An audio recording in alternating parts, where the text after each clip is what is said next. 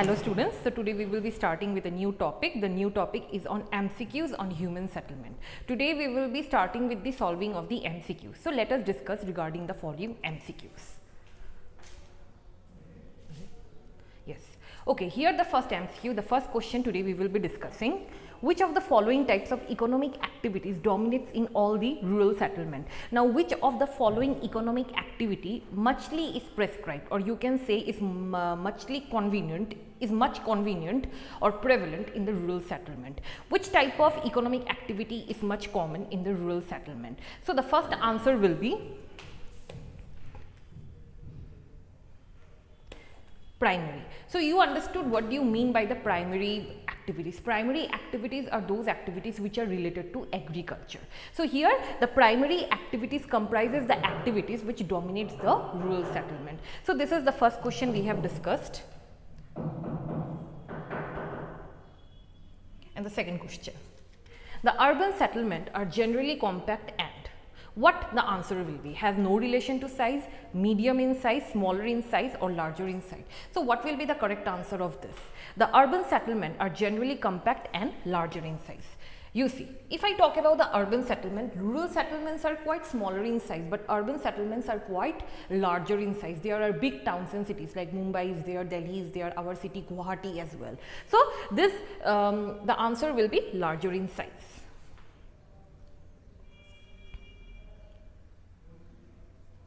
Now, third question, sufficiency of which type of resources can help to create adequate social infrastructure catering to the needs of the larger population in the developing countries? So, what will be the answer of this one? Natural, human, social or financial? Yes, the correct answer will be D. Sufficiency of which type of resources help to create adequate social infrastructure. Now, in a particular city, there will be social infrastructure, there will be the construction of buildings and communities as well, and also institution. So, what will be the correct answer? Financial resources. Yes, financial resources here will be the correct answer. Now, let us get going to the next question.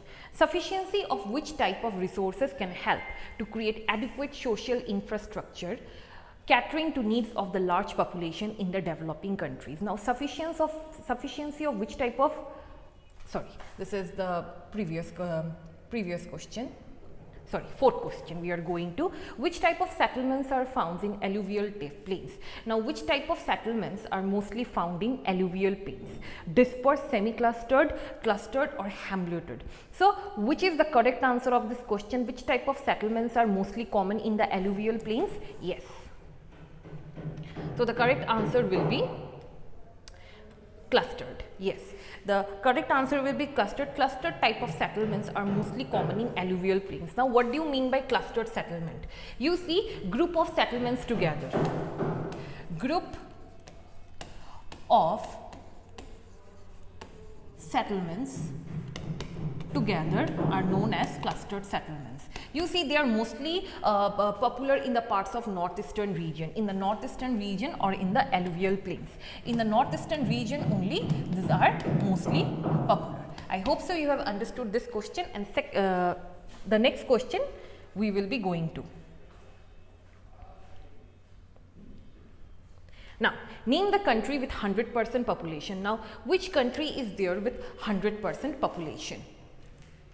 So, the first comes the Singapore, second comes the USA, third comes the Japan and the Great Britain. Yes, here the correct answer will be the Great Britain. Great Britain is with 100% population. 100% population means the whole country, you can say, is not overpopulated, but it is populated. If I talk about our country India, it is overpopulated, but Great Britain, it is completely populated. So, here the example is the Great Britain.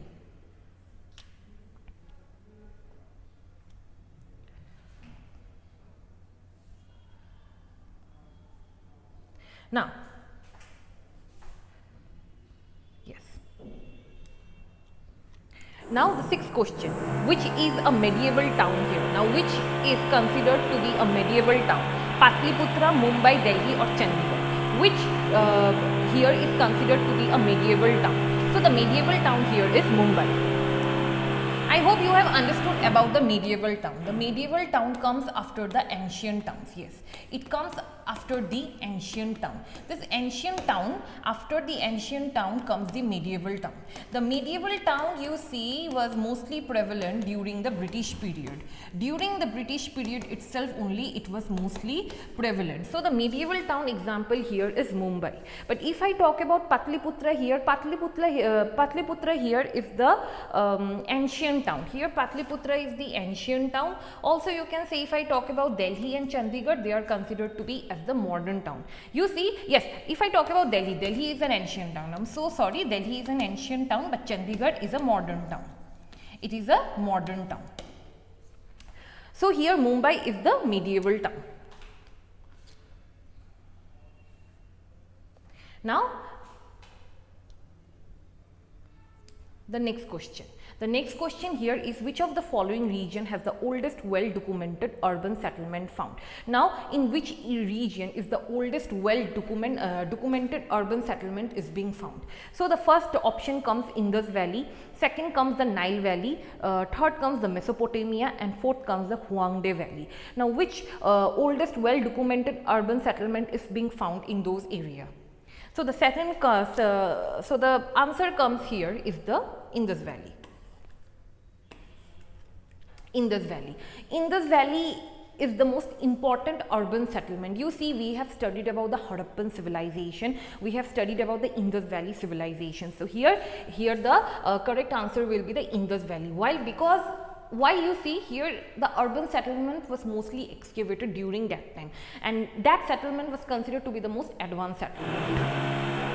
I hope so this is clear.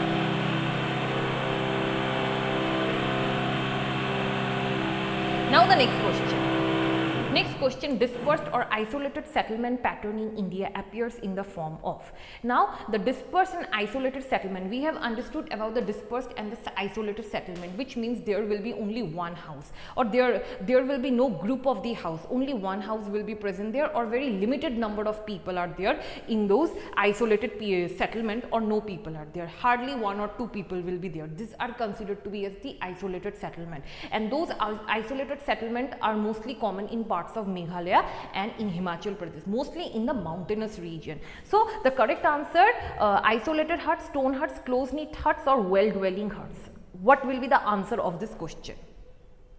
So the answer of this question will be close knit huts. Why it is considered to be the close knit huts? You see, those houses are mostly, you can say, made of this bamboo sticks as well, or you can say with other forest produce as well. Also on the other hand, these are close knit huts because all the houses are stuck together. Here one or three houses are stuck together, so these are close knit huts, which means they are not far away, they are quite nearer. Only 2 to 3 huts will be there in the mountainous region, you can say. So that's why it is considered to be as the close knit huts. I hope so you have understood this one. So let's go to the next question. Here, now the next question is, what is meant by the human settlement? Movement of humans from rural to urban areas, clustering of dwellings where people live, dispersal of population, establishment of industries. Now what is meant by human settlement? What do you mean by the human settlement here? So the correct answer of human settlement will be clustering of dwellings where people live. Yes, now you see, clustering of dwellings where people live. Now clustering, if I talk about clustering, it means group of people or crowded people. Group or crowded. Crowded of people, you can say, living together in the same neighborhood, or you can say in a same place, are known as the clustering of dwellings. You see, the clustering of dwellings where people live, which means all the people living together, these are considered to be as the human settlement. Now what do you mean by human settlement? Which means people residing in a particular area, or the amount of people residing in a particular area is considered to be a human settlement. I hope so you have understood this one. Now let's go to the next question. Which of the following is not a characteristic of urban settlement? High population density, compactness, agriculture based economy, and non-agricultural occupation. Now which is not the characteristic of the urban settlement? Here we will be understanding what is not the characteristic of the urban settlement. the correct answer will be yes, agriculture based economy. Agriculture based economy is not the example of the urban settlement. Here you see high population density is there, it comes under the urban settlement. Compactness is there, which means all the people living together, which means there is not much space among the people or the houses. Non-agricultural occupations are there, yes, agriculture occupation. Agricultural based economy or occupation is mostly prevalent in the rural settlement. It is mostly prevalent in the rural settlement. I hope so you have understood this one.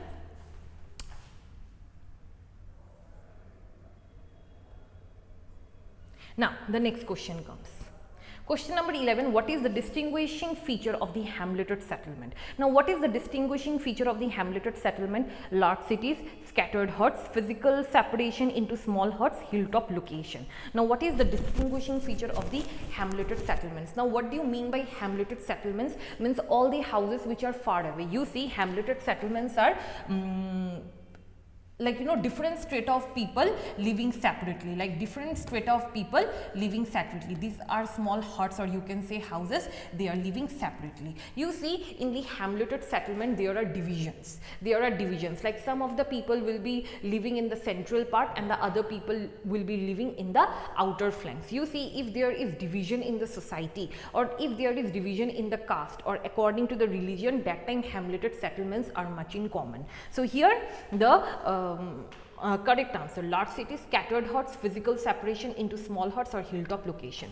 So the correct answer will be physical separation into small huts. Yes, there will be physical separation into small huts. These are considered to be as the hamleted settlement. But here if I talk about the isolated settlement, which means only one or two huts will be living in a particular mountain area or in a particular terrain, these are known to be as the isolated settlement. And if I talk about the isolated settlement, these are mostly common in the mountainous region, and mostly common houses are the close-knit huts. Yes, they are close-knit huts, which means they are small huts. If I talk about the close-knit huts also, close-knit huts, they are very small huts. Very small huts are considered to be close-knit huts, which means there are no big buildings are there.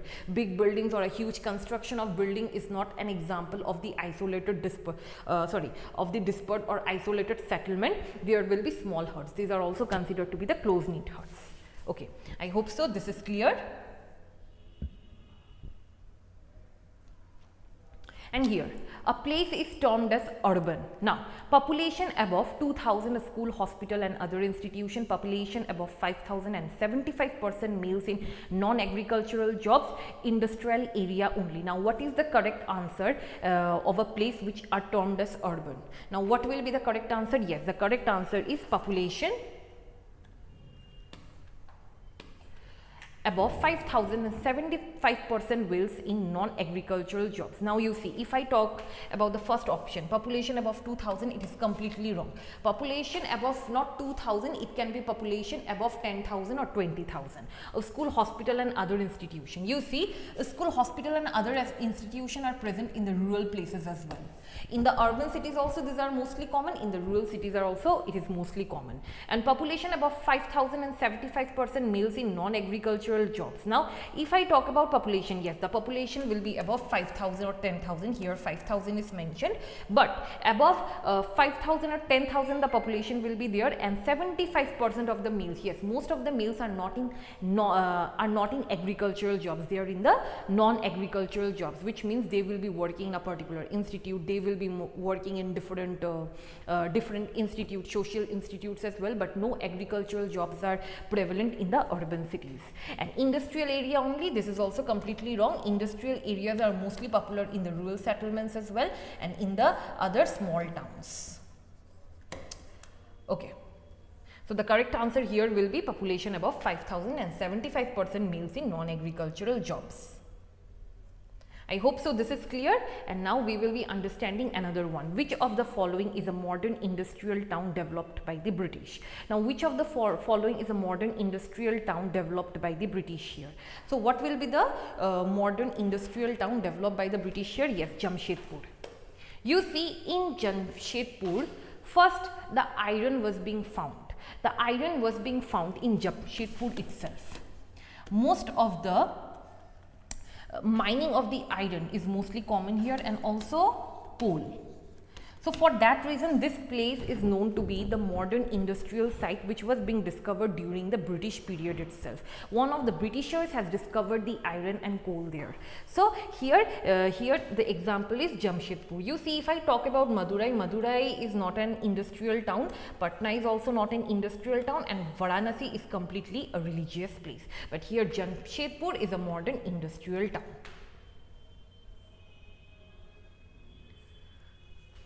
Okay, now the next question, smart cities mission aim at. Now what do you mean by smart cities mission? So you see, if I explain you about the smart city mission, it was being inaugurated during the year 2015. It was being inaugurated during 2015 by the government of India. Why it was inaugurated in the year 2015?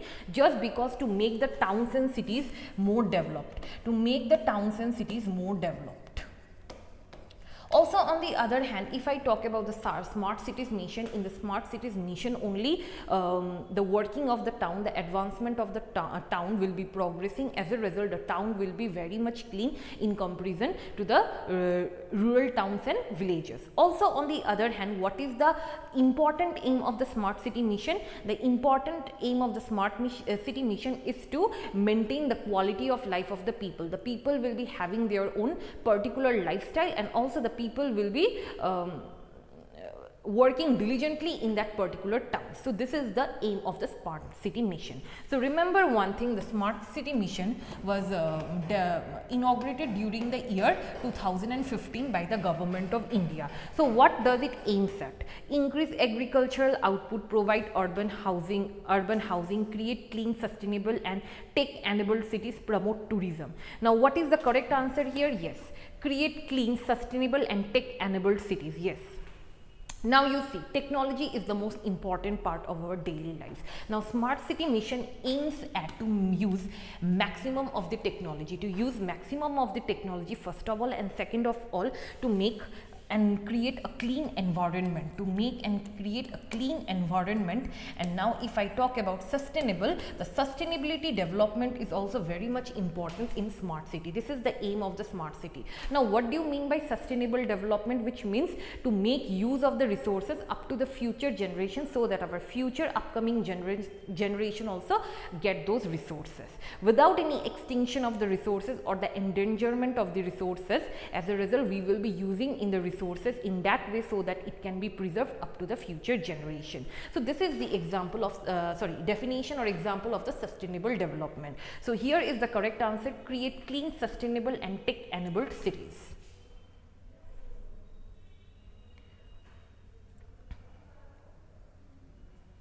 Here, urban population of India in 2011. So what is the urban population of India in the year 2011? So the urban population here is 31.16%. Yes, in the year 2011 the urban population was 31.16%. During that time it was 31.16%, but right now it has increased. So according to the last census of 2011, it was 31.16%. So these are the following MCQs that we have practiced about the human settlement. So these are most of the important MCQs that come in the class 12 boards itself. So I hope so you have understood everything regarding the human settlements, and we have practiced MCQs as well. If you want to know any of the courses regarding our institute, then you can contact us in this number 86383 91721, and thank you for watching my video.